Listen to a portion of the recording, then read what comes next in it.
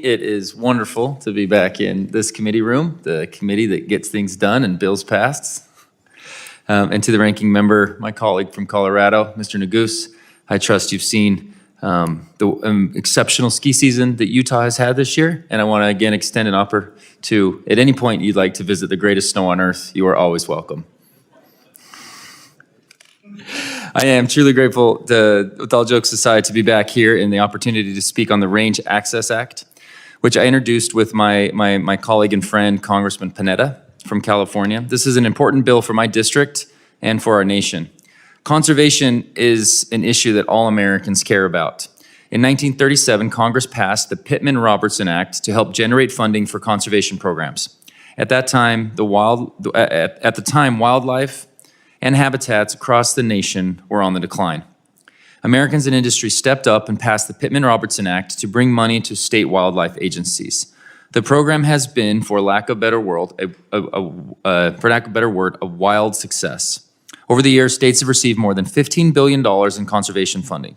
And according to the National Shooting Sportsman Foundation, nearly 85% of the funding generated each year is derived from target ammunition. One of the first projects ever funded by the Pittman-Robertson Act was in my home state of Utah in 1938 to improve waterfowl habitat. 85 years later, this funding has been used to teach hunter education classes, purchase property, develop shooting ranges, study deer populations, control invasive species, and much, much more. This funding is crucial since states face many challenges when managing public lands. Because of increased usage, drought, and other factors, states today have to work harder to manage lands effectively. Working to ensure that our states have access to even more conservation funding is one way that we can all help alleviate this burden. I'm grateful that the House Natural Resources Committee is holding this hearing today to consider my Range Access Act, which will help us accomplish this important goal.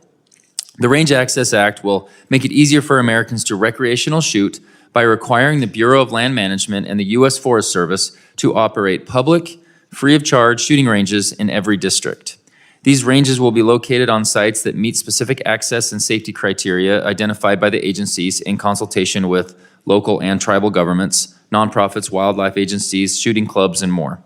They will also feature important safety features like berms, firing lines, and benches. In addition to stimulating local economies, this bill will make it easier for Americans to safely recreate, assist more generally in our efforts to recruit a new generation of conservationists, and also improve the condition of our public lands. Many of us have all planned family excursions to visit state or federal lands only to see shot up toasters and old TVs, kind of done in impromptu targeting practice. And I believe, and I speak for all of us when I say that none of us would miss seeing this type of trash littered across our beautiful public lands. By establishing appropriate shooting ranges, we can clean up pollution and the litter and improve the conditions of the land that we all love. The value of this cannot be overstated.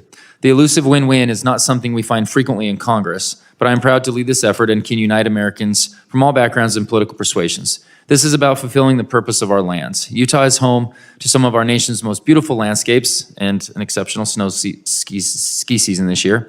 We know and love these lands and want to make them more accessible, more enjoyable, and more clean for future generations. And I believe we can accomplish these goals. Thank you again for holding this important hearing, for considering this bill, and I yield back.